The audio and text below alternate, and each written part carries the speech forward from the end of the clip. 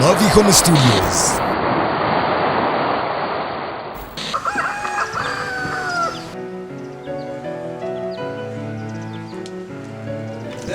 John, tuwa kumutala matali. Ngandi musajja mulimi. Nanga nimebintu wano wamanga, butunda, mwani. Nebyala ebyo kulya bya bulijjo nemmere ng'amatooke bwebyo byonna birima. Tukulide ku mutala guno.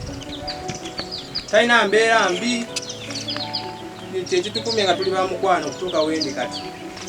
Ambeereddewo nange mubeereddewo ku bimu. Kyesinza kwerabira ku Marvicom. Kiri ekintu eki balina okwekalakaasa ekusomero. Naye ebintu bya Marvicom engeri gye buli fena twali tumanyi nti Marvicom talina nnyoka n'effujjo, naye nga ffe abamutegeera ffe ab'omunda mikwano gye nga tumanyi Marvicom kikyali. Nga musirise ku ssomero nga akozesa nnyo ebintu by'enkukutu mu kukola effujjo. Yeeyambisa mmwe okukola effujjo. Twalinayo okwekalakaasa ku ssomero.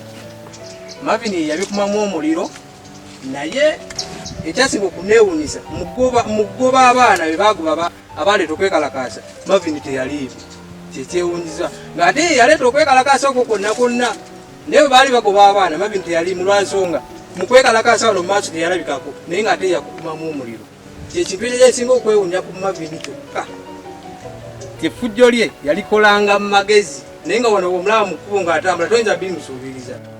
Kakati Marvicom muganda wange, kyensinga okukuutira ng'ogenda mu bufumbo, ky'olina okumanya olina okuba omugumiikiriza, kuba obufumbo bwo si bwangu naye obugumiikiriza tekisinga obukulu.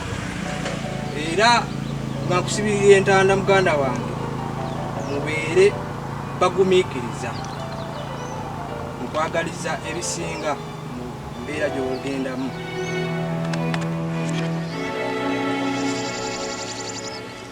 Marvicom Studios.